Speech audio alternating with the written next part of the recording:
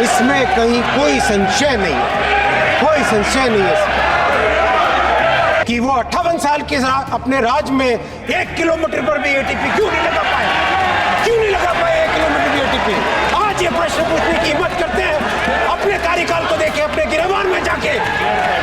इसी हाउस में ममता जी जब रेलवे मिनिस्टर थी, वो अपने एक्सीडेंट के नंबर बताती थी, 0.24 से 0.19 पे होने पर कितनी तालियां बजाते थे। आज 0.19 से 0.03 इंडेक्स होने पर आज इस तरह के आरोप लगाते हैं। क्या है ये बात? अपने सोशल मीडिया की ट्रोल आर्मी के जरिए से इस तरह से उठाना चालू किया। अयोध्या जी के स्टेशन में पुराने स्टेशन की पुरानी दीवार थी, वो जब थोड़ी सी उसमें डैमेज हुआ तो समाजवादी पार्टी और कांग्रेस के हैंडल्स ने उसको तुरंत उठाना चालू किया। इस तरह के झूठ से कैसे देश चलेगा मानवर? देखिए,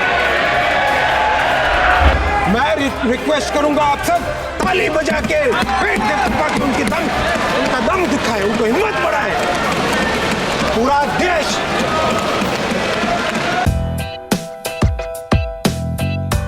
एक भी एक्सीडेंट खराब होता है माननीय अध्यक्ष। कोई किसी को सुख नहीं होता है कि इस तरह की परिस्थिति कोई देखे। फिर भी माननीय अध्यक्ष जी, चूंकि माननीय विपक्ष के माननीय सांसदों ने कहा कि आप नंबर बताओ, इसलिए मैं नंबर रख रहा हूं। यूपीए के कार्यकाल में 171 के आसपास एक्सीडेंट्स साल के एवरेज होते थे। 171, वो करीब 68% 68% कम हुए हैं। अभी भी अध्यक्ष जी हमें उस पे कहीं कोई संतोष नहीं करना चाहिए, कहीं भी संतोष नहीं करना चाहिए। पक्ष हो, विपक्ष हो, अपक्ष हो, कोई भी हो, हम सबको मिलके एक विषय पे, सेफ्टी के हर विषय पे पूरा दिल जी जान से, जितनी हमारी बुद्धि है, जितनी हमारी मेहनत है, जितना भी हम प्रयास कर सकते हैं वो पूरा प्रयास करना चाहिए। और वो प्रयास करने के लिए हम कटिबद्ध हैं, संकल्पबद्ध है, और कैसे भी उसको हर तरीके से उसको रोकने का पूरा प्रयास रहेगा। इसमें कहीं कोई संशय नहीं है, कोई संशय नहीं है इसमें।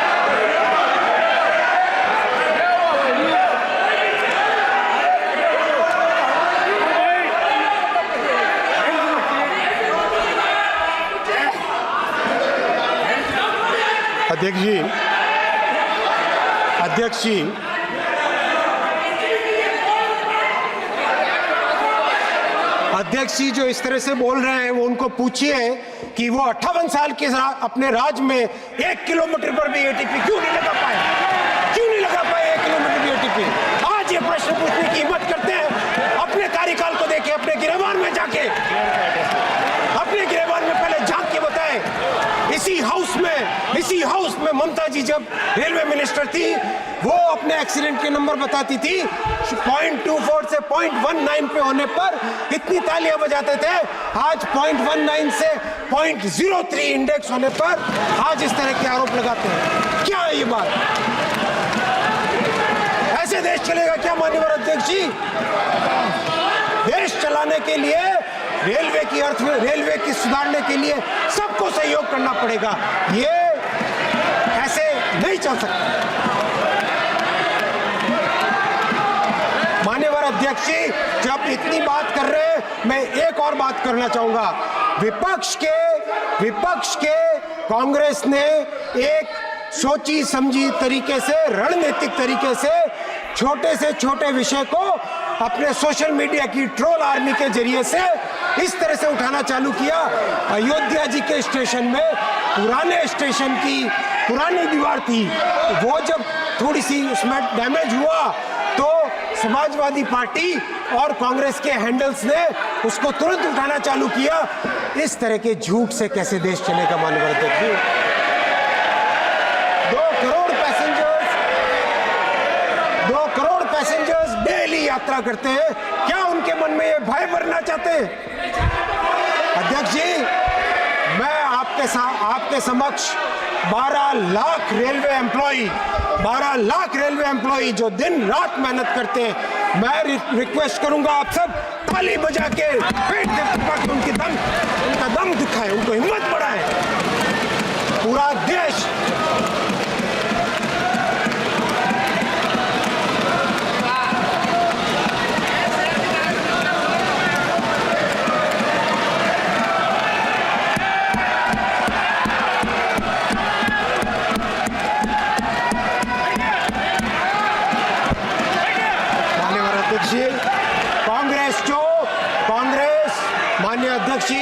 कांग्रेस जो झूठ की दुकान लगाने में लगी हुई है वो दुकान नहीं चलेगी। कभी ये फौज को नीचा दिखाने का काम करते हैं और कभी रेलवे को नीचा दिखाने का काम करते हैं। ये राजनीति नहीं चलेगी अध्यक्ष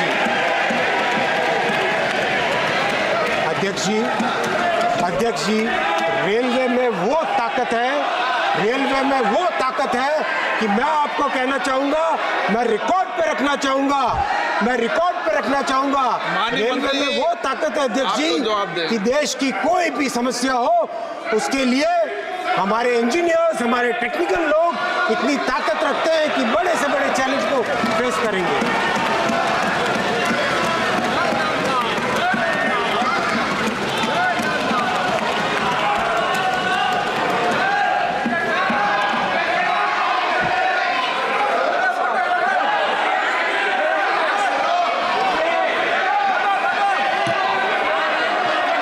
माननीय अध्यक्ष जी, कल एक माननीय सांसद केरला के श्री बशीर जी ने सीएजी रिपोर्ट का हवाला दिया था।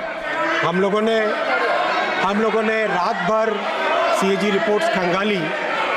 माननीय बशीर जी है क्या? माननीय अध्यक्ष जी, कल सीएजी रिपोर्ट का हवाला दिया था। हम लोगों ने रात भर सीएजी रिपोर्ट का उसको खंगाला, लेकिन कहीं पर भी हमें उसमें SC ST OBC से संबंधित कोई विषय नहीं निकला। मैं ये क्लैरिफाई करना चाहूँगा, लेकिन साथ ही साथ ये भी कहना चाहूँगा कि माननीय अध्यक्ष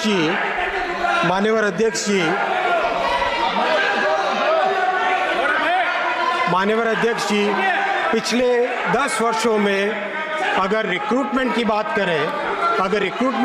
करें अध्यक्ष जी, 2004 से 14 का यूपीए का कार्यकाल मात्र 4,11,000 रिक्रूटमेंट इन्होंने किया था रेलवे में। और माननीय अध्यक्ष जी, 2014 से 2024 में एनडीए के 10 वर्षों में 5,02,000 रिक्रूटमेंट हुआ। माननीय अध्यक्ष जी, रिक्रूटमेंट करने का आप चैलेंज देखिए। इस पूरे काम का चैलेंज अगर आप देखेंगे माननीय अध्यक्ष जी,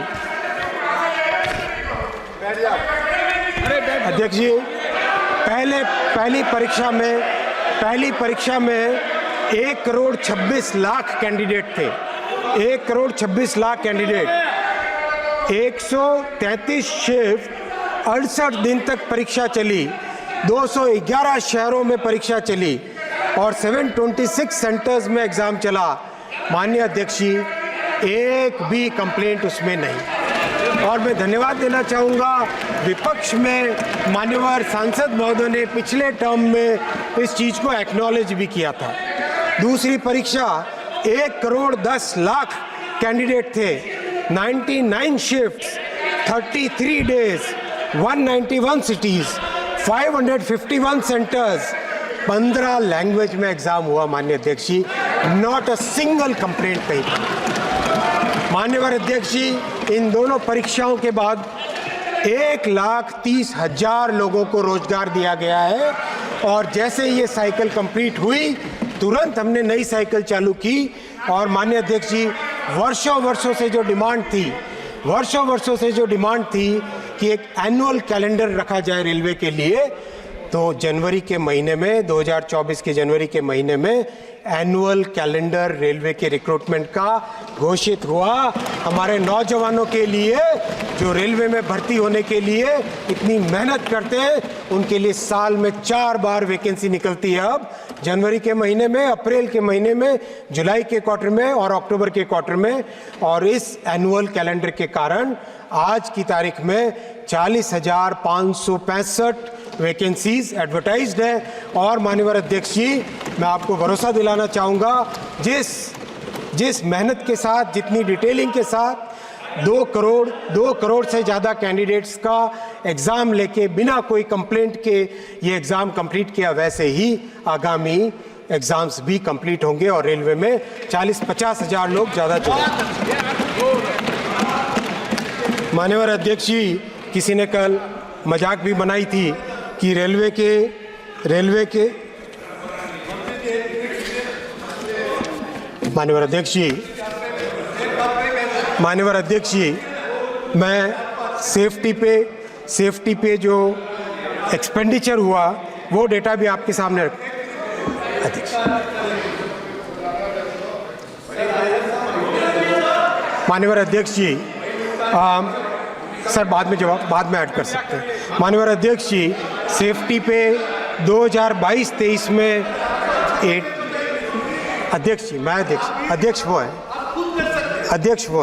अध्यक्ष जी 22-23 में 87,336 करोड़ रुपीस का एक्सपेंडिचर सेफ्टी रिलेटेड आइटम्स में हुआ। 2023-24 में 98,414 करोड़ रुपीस का सेफ्टी पे एक्सपेंडिचर हुआ। 2024-25 में बजट में, जिसका आज अप्रूवल देगा ये महान सदन, इसमें 1,08,795 करोड़ का सेफ्टी के रिलेटेड आइटम्स पे एक्सपेंडिचर रखा गया। माननीय अध्यक्ष जी, किस तरह से कार्य पद्धति में बदलाव लाने का प्रयास चल रहा है वो मैं आपके समक्ष रखना चाहूँगा। माननीय अध्यक्ष जी, ये बहुत ही महत्वपूर्ण विषय है, बहुत महत्वपूर्ण विषय है। आप 2 मिनट देंगे तो मैं ये समझाना चाहूँगा। माननीय अध्यक्ष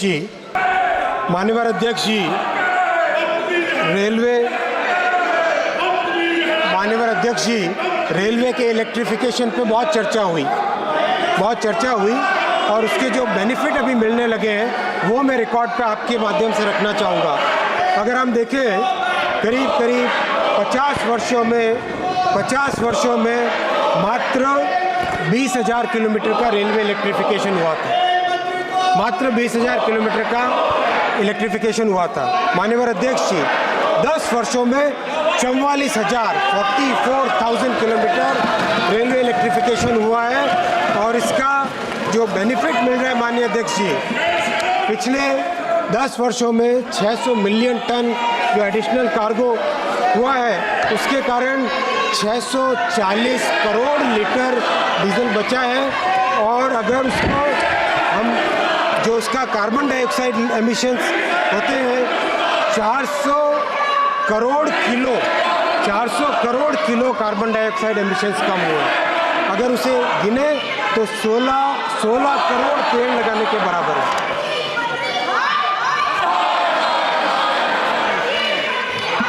माननीय अध्यक्ष जी, मैं अभी शेष विषय पर आऊँगा।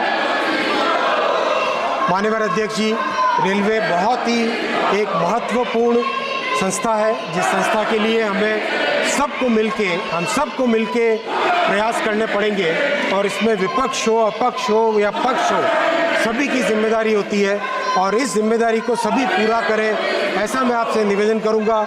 माननीय अध्यक्ष जी, मैं एक बार फिर माननीय प्रधानमंत्री जी को, माननीय वित्त मंत्री जी को धन्यवाद देता हूं और सभी मान्यवर सांसदों को धन्यवाद देना चाहता हूं कि आपने सबने चर्चा में भाग लिया।